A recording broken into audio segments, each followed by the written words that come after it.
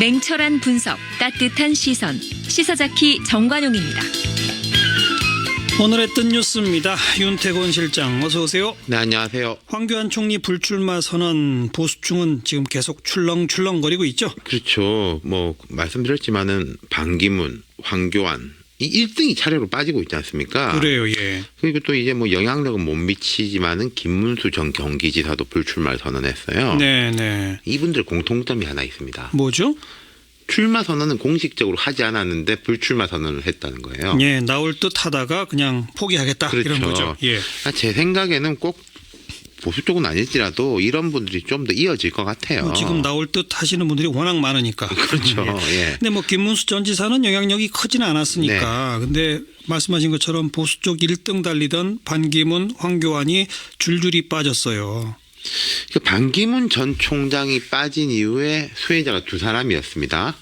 안희정, 황교안. 예. 그러니까 말하자면 반기문의 지지를 구성하는 쪽의 왼쪽은 안희정, 오른쪽은 황교안으로 간 거죠. 그랬죠. 근데 이제 황교안 전 총리가 빠졌으니까 수혜자가 누굴까 예. 관심이 가는데 좀 단기, 중장기로 나눠봐야 될 것 같아요. 단기로 보면 누굽니까?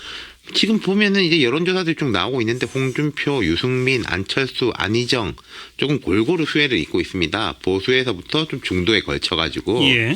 근데 그 중에서도 수혜 폭이 큰 사람은 홍준표 지사. 아무래도 황교안 총리 자체가 보수로의 상징이니까 역시 가장 보수적인 홍준표 지사 쪽으로 많이 가는 거죠. 그렇죠. 예. 홍 지사가 이제 계속 이런 스탠스를 걸을지 모르겠는데 박근혜 대통령이 크게 잘못한 게 없다. 좀 얕보이고 만만하게 보여가지고 이렇게 밀린 거다. 나는 그렇게 안 한다. 좌파들 상대할 사람은 나밖에 없다. 예. 뭐라 해야 할까요? 이제 좀 우파 이재명 이런 느낌을 주고 있거든요. 예. 주목도가 높겠죠. 그러니까 좀 보수층의 입장에서 지금 계속 밀리는 느낌이고 열패감이 있는데 말하자면 홍 지사의 발언이 사이다.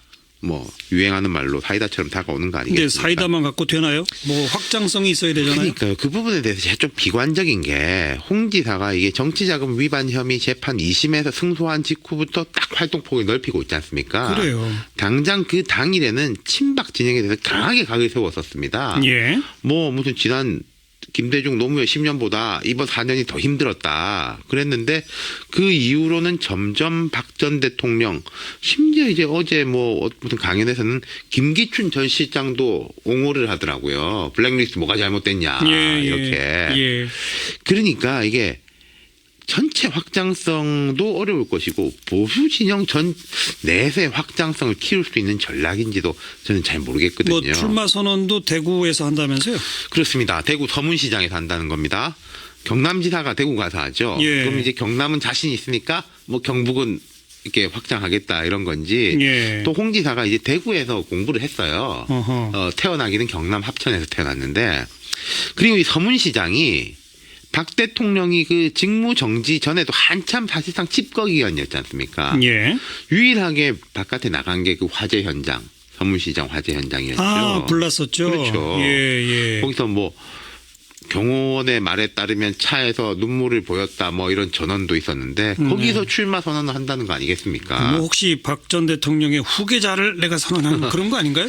그러니까요. 출마 선언문을 봐야 알겠지만은 뭐 거의 장소에서부터 그런 의미로 받아들여지죠. 예. 아니면은 뭐 강경 보수의 회복 선언이랄까? 그래서 제가 좀 확정성 부분에 의구심을 가지는 겁니다. 물론 예. 홍 지사는 코어를 잡은 다음에 이제 뼈대를 굳건하게 하면 살을 붙이면 된다. 아마 이런 전략을 가지고 있을 거예요. 예. 근데 어쨌든 자유한국당에서는 지금 들여다볼 만한 카드는 홍준표 지사밖에 없는 거고. 거의 뭐 그렇죠. 바른정당 쪽은 어때요? 유승민 의원 지지율도 좀 올랐습니다. 이 황 총리 빠지고 난 다음에.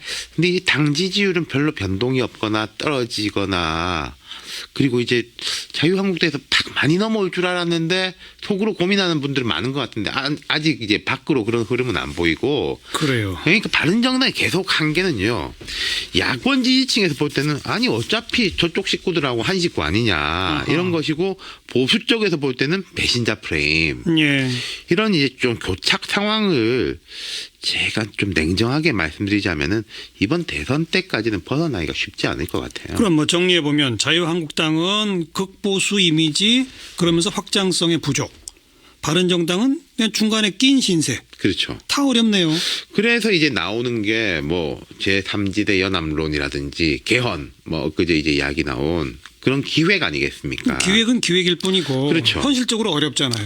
그러니까 기획이라는 건요. 명분이나 세력 혹은 인물과 결합될 때 힘을 가지는 거거든요. 물론이죠. 이게 기획이라는 게 어떻게 보면 요리 아니겠습니까? 예. 재료가 있어야지 요리를 하는데 재료 없이 요리를 하려고 하면은 이게 어렵죠. 예. 그러니 뭐 바둑에도 보면 묘수가 악수다 이런 말도 있는데 정상적으로 뭐가 안 되는데 억지로 짜가지고 되는 건 어려운 일이죠. 게다가 국민의당의 안철수, 바른정당의 유승민, 이거 그나마 좀 유력한 사람들이 다 개헌에 반대잖아요. 그렇죠. 그러니까 뭐 내부 동력도 없는 거고요. 네. 예. 그러면 아무튼 뭐 보수 쪽은 아무런 카드가 없다. 지금 이겁니까? 근데 이제 이런 건 분명히 또 있을 겁니다. 문재인 전 대표가 민주당 후보가 된다고 가정하면요. 문재인 비토층이 만만치 않은 것도 사실이거든요. 있죠. 이거는 예. 뭐 그쪽도 이제 확장성의 문제인 건데, 그럼 이번 대선의 프레임은 박근혜에서 벗어나서 문재인이냐 아니냐 이렇게 갈 수 있으면은 아니냐 쪽도 뭐 만만히 볼 수는 없는 거죠. 이 네. 안철수 전 대표가 계속 주장해 온 게 자유한국당이고 바른정당이고 자격이 없다. 내가 맞상대하고 그래서 이길 거다. 이런 주장을 하는 건데, 예. 그러니까 안철수든 아니든 그 문재인이 아니다를 어떻게 형성해내느냐가 문제인데, 피해야 될 쥐레들이 너무 많습니다. 박근혜 전 대통령하고 뭐 엮이면 안 되는 것이고 뭐 그런 식으로 이제 피해야 될 것들이 많다는 거죠. 또 뭔가 구태 인물들의 총집합처럼 보여서는 또 안 되는 것이고. 예. 그러니까 그 기획을 하기 쉽지는 않지만은 어찌됐건 뭐 하나 보수라든지 중도라든지 이쪽에 볼 수 있는 거는 좀 비문재인 뭐 이런 거밖에 없겠죠. 그렇다고 해서 비문재인이라고 하나가 될 수 없는 사람들을 억지로 엮어놓으면 그러니까요. 그것도 효과가 없거든요. 그러면은 문재인 비토론이 약화되는 거죠. 그 그러니까 좀 순간에는. 길게 보고 정도대로 원칙대로들 가십시오. 저는 네. 이 얘기를 하고 싶네요. 예, 수고하셨어요. 감사합니다. 윤태권 실장이었습니다.